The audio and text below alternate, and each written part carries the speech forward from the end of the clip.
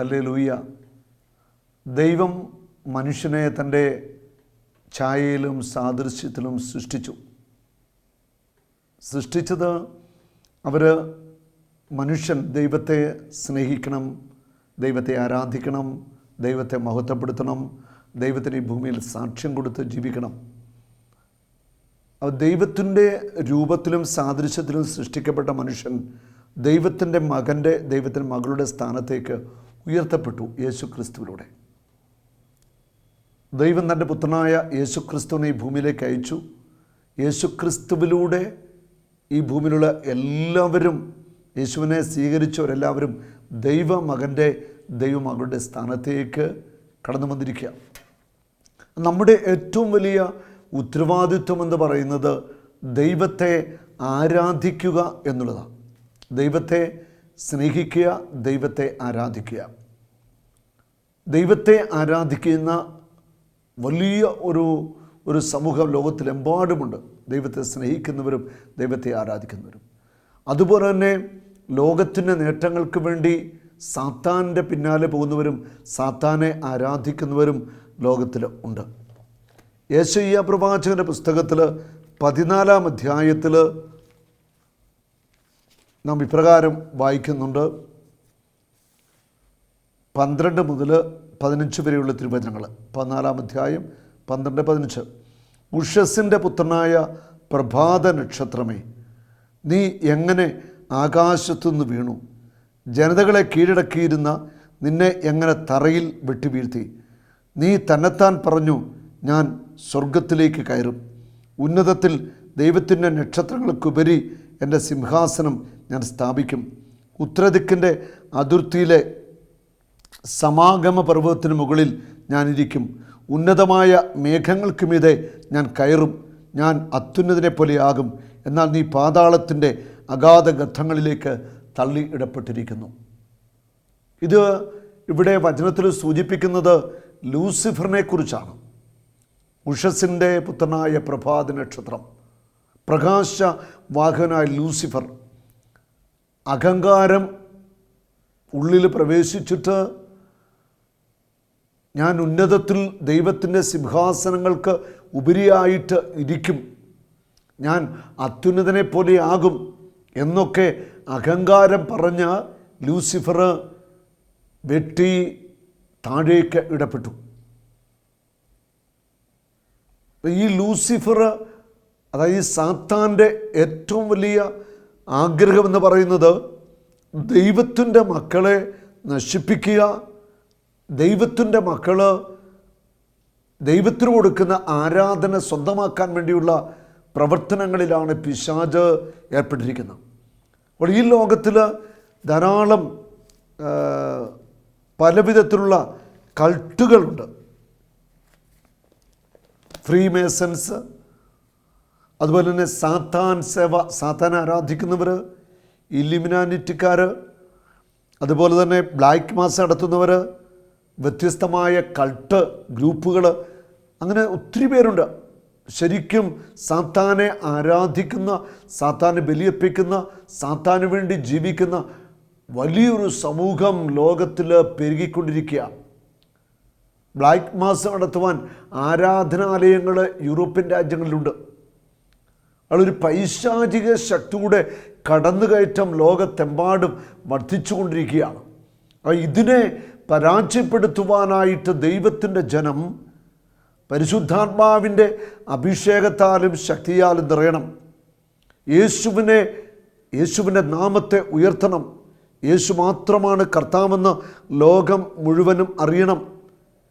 യേശുവിൻ്റെ നാമത്തിൻ്റെ മുൻപിൽ എല്ലാ മുട്ടുകളും മടങ്ങും. ഫിലിപ്പി ലേഖനം 2-ാം അധ്യായത്തിൽ 9, 10, 11 വചനങ്ങൾ. അതേ കുരിശുമരണം വഴി അനുസരണമുള്ളവനായി തന്നെ താഴ്ത്തി, ആകയാൽ ദൈവം അവനെ അത്യധികം ഉയർത്തി. ദൈവം യേശുവിനെ അത്യധികമായിട്ട് ഉയർത്തി എല്ലാ നാമങ്ങൾക്കും ഉപരിയായ നാമം നൽകുകയും ചെയ്തു. എല്ലാ നാമങ്ങൾക്കും ഉപരിയായ വലിയ ഒരു നാമം നൽകി. ആ യേശുവിൻ്റെ നാമത്തിനു മുമ്പിൽ ദൃശ്യമായ ശക്തികളും അദൃശ്യമായ ശക്തികളും എല്ലാവരും മുട്ടുകൾ മടക്കും. ഇത് യേശുവിൻ്റെ നാമത്തിനു മുമ്പിൽ സ്വർഗത്തിലും ഭൂമിയിലും പാതാളത്തിലുമുള്ള സകലരും മുട്ടുകൾ മടക്കുന്നതിനും യേശു ക്രിസ്തു കർത്താവാണെന്ന് പിതാവായ ദൈവത്തിൻ്റെ മഹത്വത്തിനായി എല്ലാ നാവുകളും ഏറ്റുപറയുന്നതിന് വേണ്ടിയാണ്. എല്ലാ നാവുകളും ഏറ്റുപറയണം, യേശു മാത്രമാണ് കർത്താവ്, മറ്റൊരു കർത്താവില്ല. എല്ലാ മുട്ടുകളും യേശുവിൻ്റെ നാമത്തിൻ്റെ മുൻപിൽ മടങ്ങും. ഈ ലോകത്തിൻ്റെ സുഖങ്ങൾക്ക് വേണ്ടി, ലോകത്തിൻ്റെ നേട്ടങ്ങൾ കൈവരിക്കാൻ വേണ്ടി സാത്താനെ ആരാധിക്കുന്ന വ്യക്തികൾ, പ്രസ്ഥാനങ്ങൾ, കൾട്ടുകൾ, സമൂഹങ്ങൾ ഉണ്ട്. ഇവരുടെ കുടുക്കിൽ പെടാതിരിക്കാൻ ദൈവത്തിൻ്റെ ജനം വളരെ വളരെ ശ്രദ്ധിക്കണം. യെശയ്യാ പ്രവാചകന്റെ പുസ്തകത്തിൽ 45-ാം അധ്യായത്തിൽ 22 മുതലുള്ള തിരുവചനങ്ങൾ, ഭൂമിയുടെ അതിർത്തികളെ എന്നിലേക്ക് തിരിഞ്ഞ് രക്ഷപ്പെടുക. ലോകമെമ്പാടുമുള്ള ദൈവത്തിൻ്റെ ജനമേ, ദൈവത്തിലേക്ക് തിരിഞ്ഞ് രക്ഷപ്പെടുക. ഞാനാണ് ദൈവം, ഞാനല്ലാതെ മറ്റൊരു ദൈവമില്ല. ഞാനാണ് ദൈവം, ഞാനല്ലാതെ മറ്റൊരു ദൈവം ഇല്ല. ഞാൻ ശപഥം ചെയ്തിരിക്കുന്നു, ഒരിക്കലും തിരിച്ചെടുക്കാത്ത നീതിയുടെ വാക്ക് എന്നിൽ നിന്ന് പുറപ്പെട്ടിരിക്കുന്നു. ഒരിക്കലും എടുക്കപ്പെടാത്ത നീതിയുടെ വാക്ക് എന്നിൽ നിന്ന് പുറപ്പെട്ടിരിക്കുന്നു. എല്ലാവരും എൻ്റെ മുൻപിൽ മുട്ടുമടക്കും. ഹല്ലേലൂയ. യെശയ്യായിലൂടെ ദൈവത്തിൻ്റെ വചനം പറയുകയാണ്, ദൈവത്തിൻ്റെ ആത്മാവ് വെളിപ്പെടുത്തുകയാണ്, എല്ലാവരും എൻ്റെ മുൻപിൽ മുട്ടുമടക്കും. എല്ലാ നാരകീയ ശക്തികളും യേശുവിൻ്റെ കുരിശുമരണത്തോടുകൂടി യേശുവിന് മുൻപിൽ മുട്ടുമടക്കി കഴിഞ്ഞു. എല്ലാ പൈശാചിക ശക്തികളും തകർക്കപ്പെട്ട് കഴിഞ്ഞിരിക്കുക. ഹല്ലേലൂയ. എല്ലാ നാവും ശബ്ദം ചെയ്യും, നീതിയും ബലവും കർത്താവിൻ്റെ മാത്രം എന്ന് എന്നെക്കുറിച്ച് മനുഷ്യർ പറയും. അവിടുത്തെ എതിർക്കുന്നവരെല്ലാം അവിടുത്തെ മുമ്പിൽ ലജ്ജിതരാവും. ഇസ്രായേലിൻ്റെ സന്തതികൾ കർത്താവിൽ വിജയവും മഹത്വം വരിക്കും. ഇസ്രായേലിൻ്റെ സന്തതികൾ സാത്താൻ്റെ മേൽ വിജയം വരിക്കും. റോമ 16:20.